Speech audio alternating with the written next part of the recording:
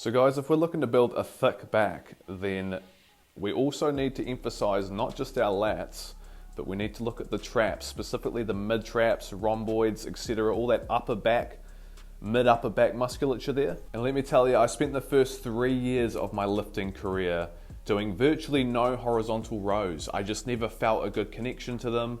I tried barbell rows, I did all that. This is a comparison here of me now versus me back when I only did vertical pulls. And albeit it's been 4 years of training later as well, but you can see the difference in the overall thickness of my back there. Obviously along with getting stronger on everything.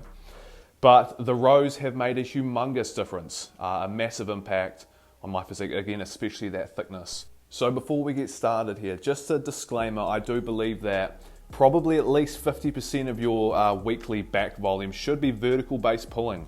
I think getting a strong weighted pull up, strong pull down is vital for your back. I think if you only do rows, you're missing out on a huge compartment of lat gains. So I think that's very important. But what is just as important is our rowing. Now I want you to look here at the way I'm rowing in this clip. There's a certain way that I found rowing that is far more effective than the usual way of doing things. This is an example here of how people usually row.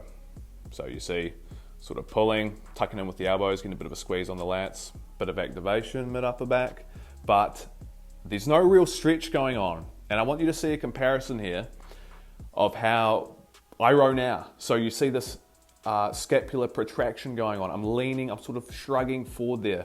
When you do that, you're going to feel masses of mechanical tension on the mid upper traps, which aids massively in getting that yoke. You're going to put way more tension on it. You are going to grow the muscle more, especially when you focus on progressive overloading, whilst also having that mind muscle connection. I think having both is vital. Some people say, just get stronger, and that is the key. But if you can do it with an awesome pump and an awesome mind muscle connection combined, I think that's the holy trinity of gains right there. And you can absolutely get that when you do that scapular protraction forward.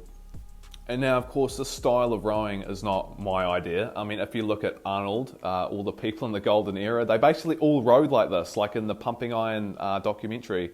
Arnold's going crazy with those frickin' rows, like flexion rows even, and sometimes even more rounding of the lower back than this. And obviously, they made massive gains from that. And there's a lot of elite natural lifters that are finding this out, the last sort of 5-10 years, just the importance of that stretch and activating that upper back.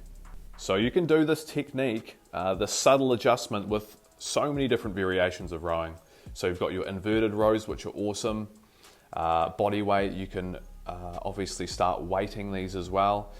Chest supported stuff, so chest supported T-bar, chest supported dumbbell rowing. A nice thing to do at the end of the dumbbell rows as well is you can do some calso shrugs there to get more mid upper back isolation, keeping the elbows straight and just focusing on scapular protraction down and then scapular retraction at the top. And keep the reps a little higher there, especially right at the end of a set can be an awesome burnout finisher. And I do prefer T-bar rowing in comparison to regular bent over barbell rowing, specifically because it is heavier at the bottom, so it's heavier in that big protracted stretch on the mid traps, which again aids for that mind muscle connection, gets more tension at the bottom. And then it's a little easier at the top when we're doing the concentric part of the motion, when we're sort of squeezing at the top on the lats. It's a little easier there, so we can overload that lengthened position more, which again, we are stronger on the eccentric. So we're actually stronger when the muscle is lengthening than we are when it's shortening. So we can overload it in that aspect a little bit more. Not that barbell rows are bad. I just find that these are a little more optimal. So now I know what you're thinking. What about deadlifts? What about RDLs? What about heavy as rack pulls? Well, they're all great as well for that upper yoke, because you're going to get a really big weighted stretch on the traps, especially the upper traps. I consider those more of a full sort of movement in the sense where you're also getting heaps of spinal erectors. So those are all great. This video is again more focused on sort of that isolation of the mid upper back. But don't forget about your deadlifts. Again, if you can do them, they're great. If you can't, it's not the end of the world. There's a lot of options around that, specifically if you have a bad lower back. Got a video on that if you want to check that out. So before we end, we can't forget about these two awesome isolation finishes.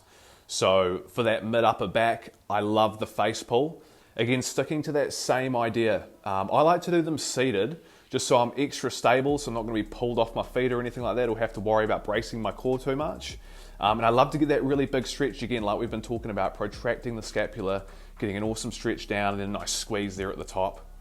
These are fantastic. I like to keep them in the reps, sort of 15 to 20 there, a couple of sets at the end of your workout. You can do rest pause as well, is awesome with these. And then lastly, of course, easy to set up, dumbbell shrugs. Go pick up some dumbbells, go for 3 sets, 15 to 25, just smash them out. Shoulders up and in at the top, get a squeeze, and then control down to that full stretch. And this is going to really help just get a bit more, stimulus at the end of these workouts to prioritize what we're looking for.